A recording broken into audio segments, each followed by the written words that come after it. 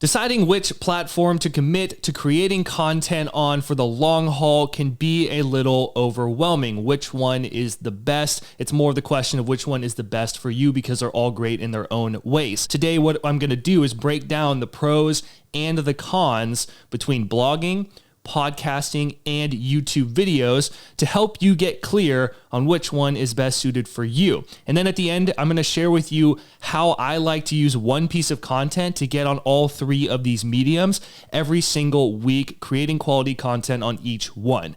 Let's dive in. If you are new or you haven't picked it up yet, I'd highly recommend you pick up my 5-step action guide that walks you through how to earn your first $500 per month of passive income online.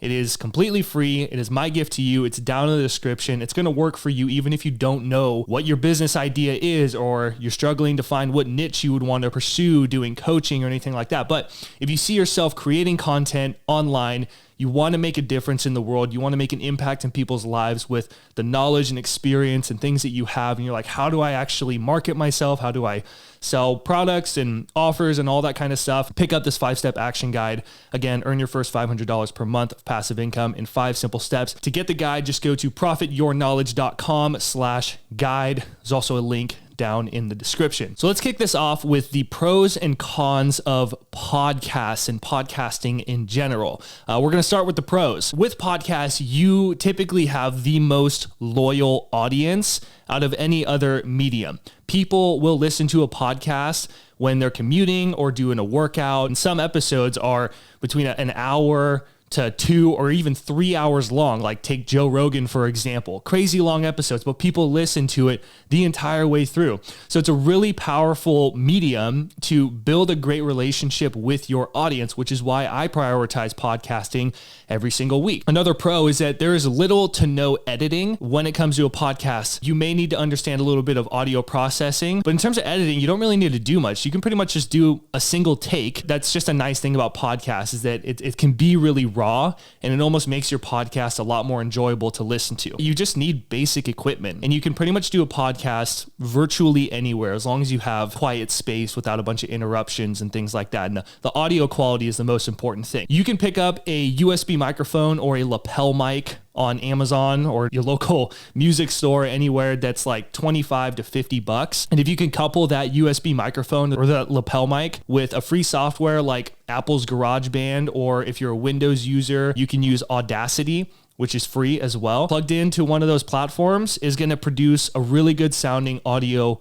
quality and really good sounding product for your audience. And you can do that for basically under $50. In terms of publishing, the tool that I like to use, it gets you on every single platform, basically. It's called Anchor.fm. I'd recommend checking it out. I'm not affiliated with them. It's just a free tool and I recommend it to everybody. What's cool too about Anchor is that you can actually record your podcast directly inside of Anchor, and you can even add some background music or whatever it is that you want directly inside of it. Podcasts, another pro is that they're very casual, very intimate feel with the creator. As long as you can maintain a pretty entertaining personality throughout it and have good audio quality, you're pretty much golden. Another huge pro to podcasting is that you get to interview experts in your niche or your industry. And it's pretty crazy. You can get some like big name people just because of the fact that you have a show. Even if you don't have a big audience, just the fact that you have a podcast and a show, people are interested. They're like, heck yeah, I'll get on there because it's marketing for them, you know, and then you get to connect with these really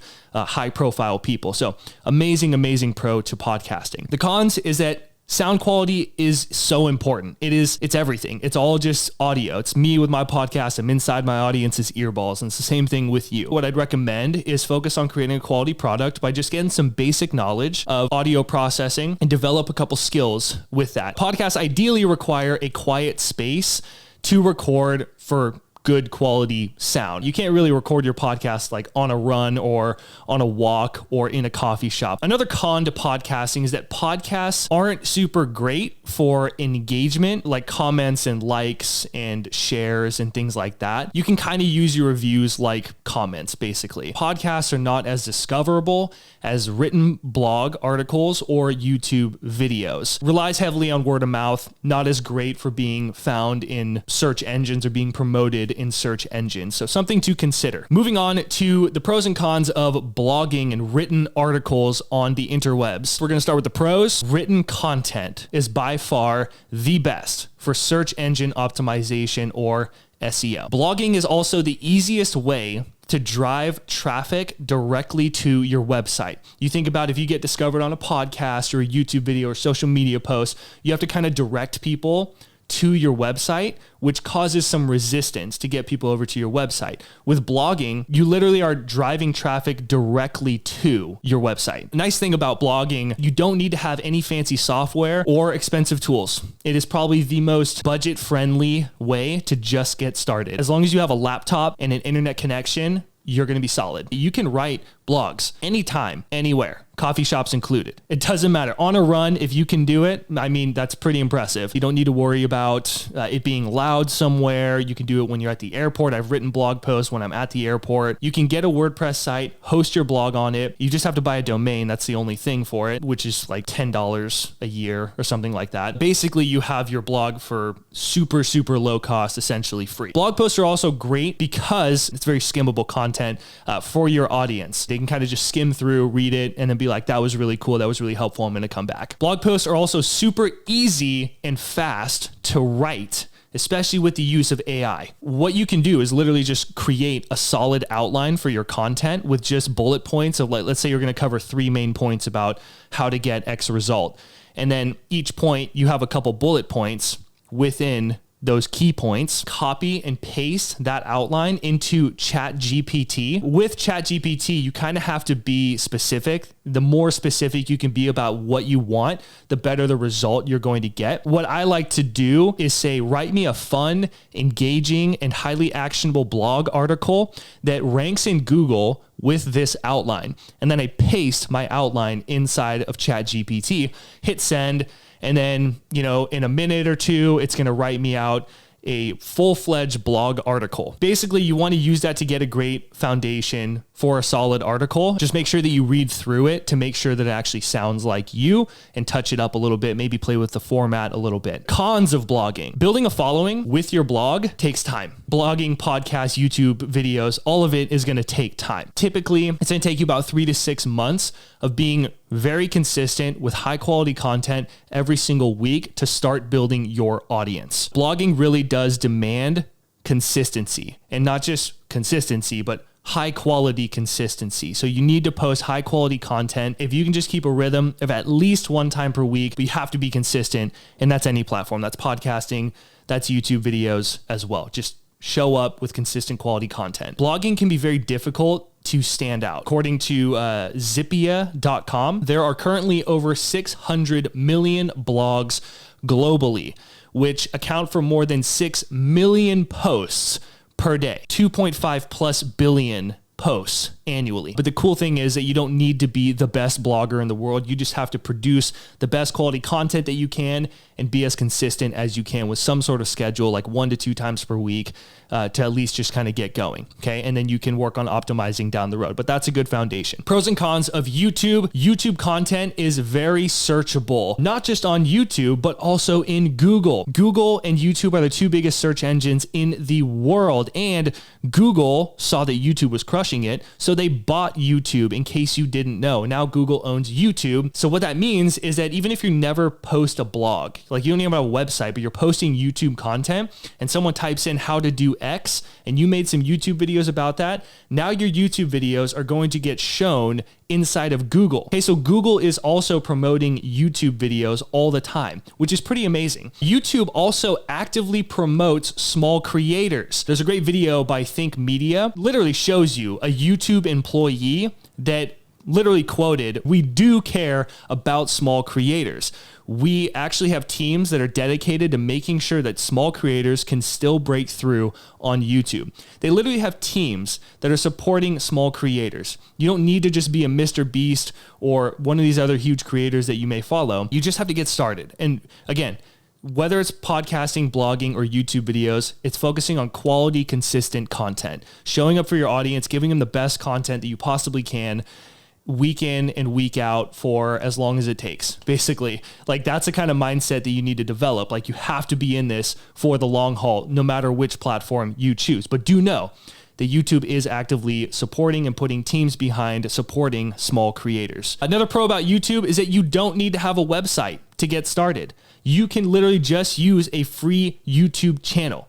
You don't even need a website. Ideally, you should get a website so you can bring leads over, capture email addresses, things like that. But you can have a free MailChimp account or a ConvertKit account just to start collecting email addresses, and then use YouTube and Google Drive to create content, use Google Drive to build your lead magnets, and then you can link it over to like your MailChimp or ConvertKit from your YouTube video. And that's how you can start building an email list and building your audience like that. You get a better level of connection, a much greater level of connection, because viewers can both see you and hear you and see your personality.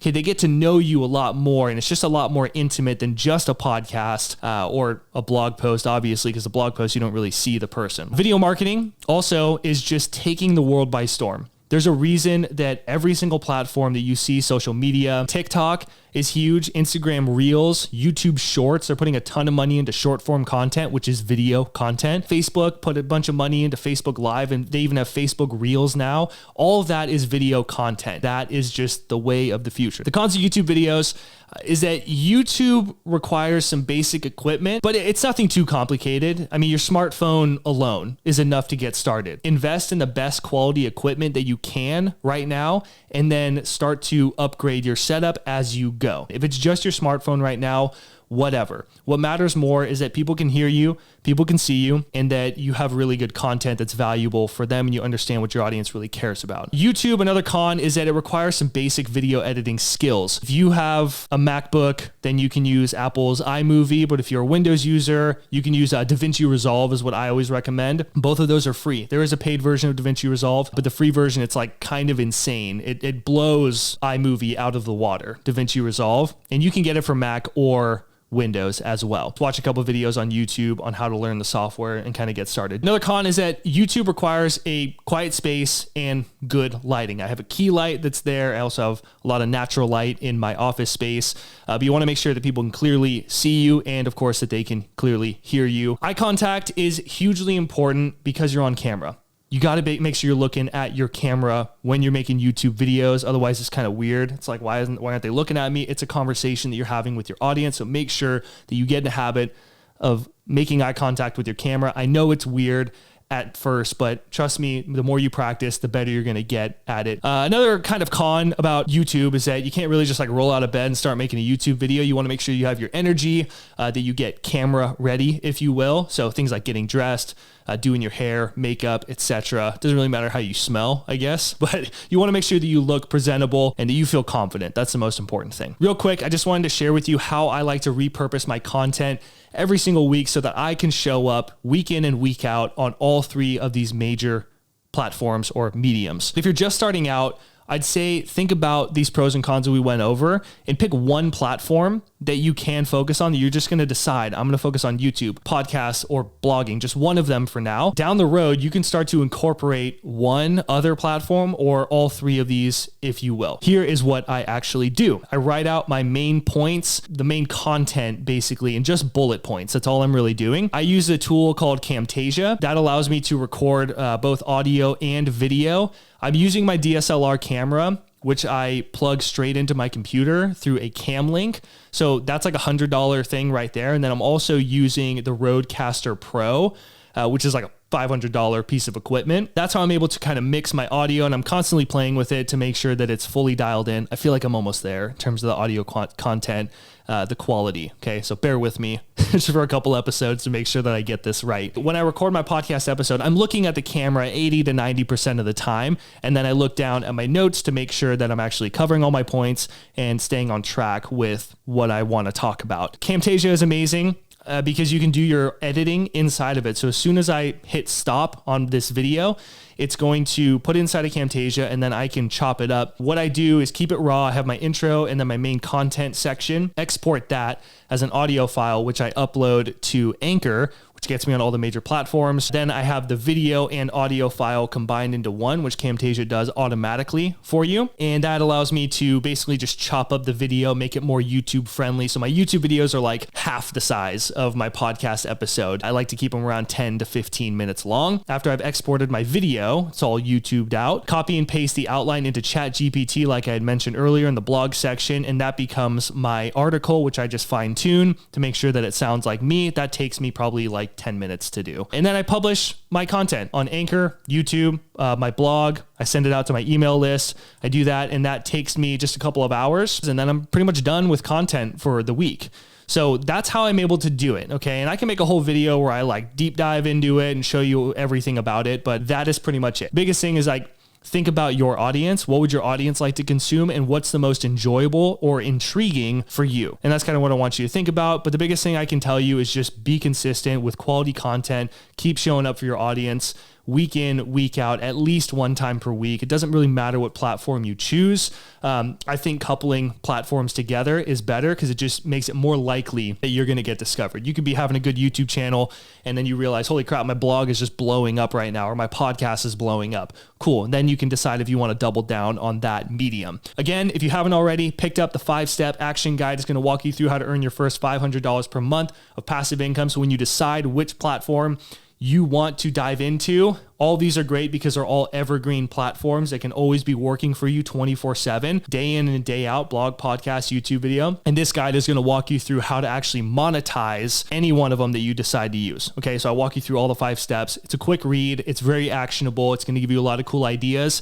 The biggest thing is that you use it, right? I break down the math to earn $500 per month as well, just to kind of get your brain turning. But the biggest thing is that you just take action. You can always reach out to me if you ever have any questions about the guide or the content inside. If you got value from today, please leave a comment down below.